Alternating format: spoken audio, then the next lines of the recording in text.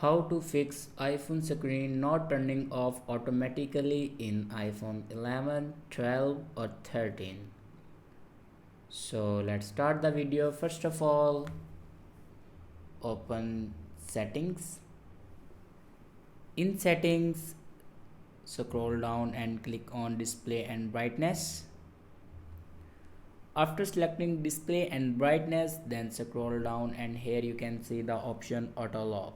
Now click on auto lock, and if you select never, then your screen will not turn off automatically. And if you select 30 seconds, then your screen turn off automatically by 30 seconds. And if you select 2 minutes, then your screen will turn off after 2 minutes automatically. But if you select never, then your screen will not turn off automatically.